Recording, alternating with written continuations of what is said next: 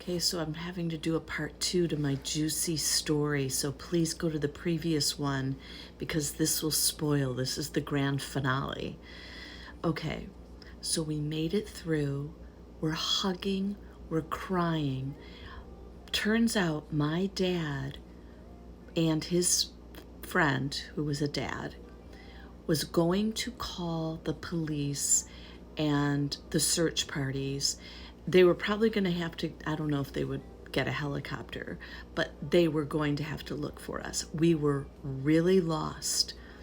So I just want to tell everybody this story because it comes back to me years and years later that if you're supposed to be a leader, you will be led, and a lot of times as a leader, you don't even know where you're going as a leader, but you have to follow that intuition, that voice that says, even though you don't even know, it beckons you forward, it beckons you toward where you need to go.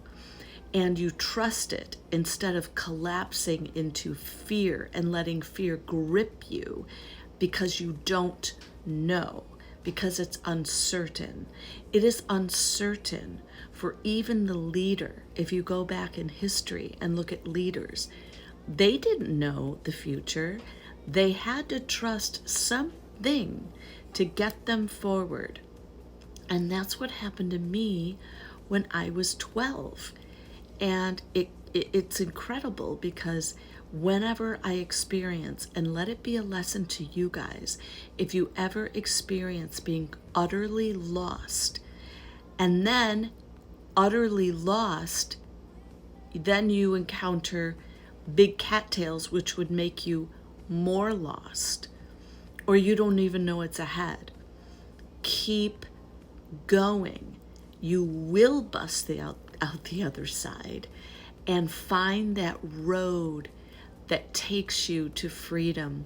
But you have to be willing to not let fear grip you. Do not let it in, and you will be led accordingly. And that's what it means to lead your own life. And then you can lead others because you don't need to tell them you're scared. You go to your God source. You go within and say, I'm scared, I don't know. And let your guides guide you. And that way you don't spill fear onto anybody else that might be following you. You don't spread the virus of fear. You just keep going and you will get the clarity. Just be willing. So I love that story. It comes to me time and time again. I've actually written about it and may publish it, but it was extremely moving, and I wonder what you guys take from it. So that's my Viking story, people. And you got to keep marching on. Just keep marching on. I don't care how thick the woods are. You keep going. Do not let fear keep you stuck.